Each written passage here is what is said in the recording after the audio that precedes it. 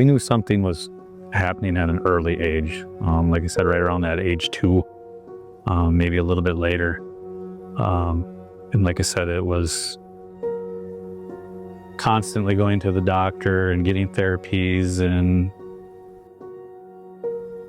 trying to work through those developmental delays. And like I said, right around 9, 10, they were in school, and every day they'd come home with a bump or a bruise on their forehead or on the back of their head where they'd fall down in school. And it was difficult, like I said, and we finally got the answer that we were looking for and weren't looking for all at the same time.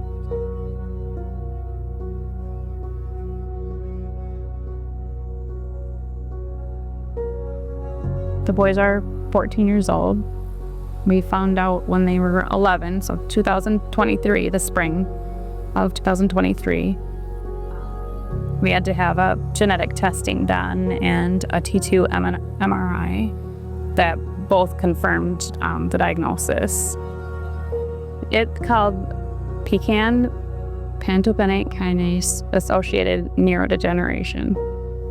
And what it is iron accumulates in the brain, in the globus pallidus part area of the brain, where it deals with a lot of the motor function. So we are experiencing the boys losing their ability to walk and eat.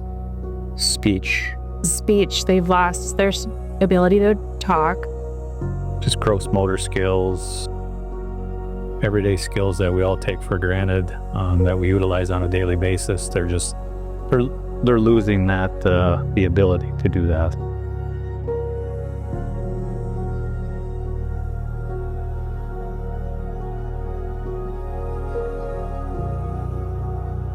They did have they met their milestones at a year, but their speech and development with that was a little late and behind with speech. They were clumsy as they were 3 years old. When they got into preschool, they got PT, OT, speech services. They ended up getting like some devices for their feet, SMO braces for their feet, because one was starting to turn and he had some hand tremors. And we saw neurology multiple times as they grew up. And then I feel like it was around the age of 10 years old that we saw an increase in falling. And a lot of falling backwards and just very unsteady, not able to hold their balance like they used to be.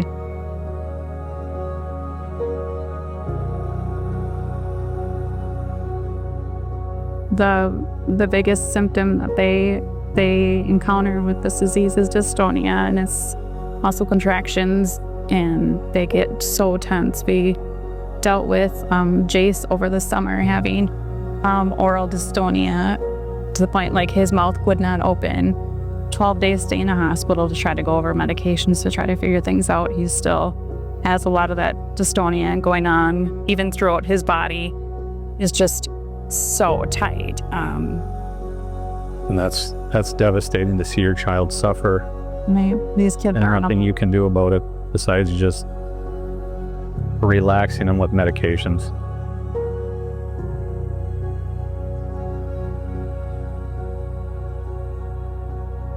It's going to take a lot of people to provide the resources to get this research and development started, that we can have you want to say it's a wish, a hope, a dream that one day this can be cured. Maybe not necessarily for our family, but for future families. So no family has to go through this. It's devastating.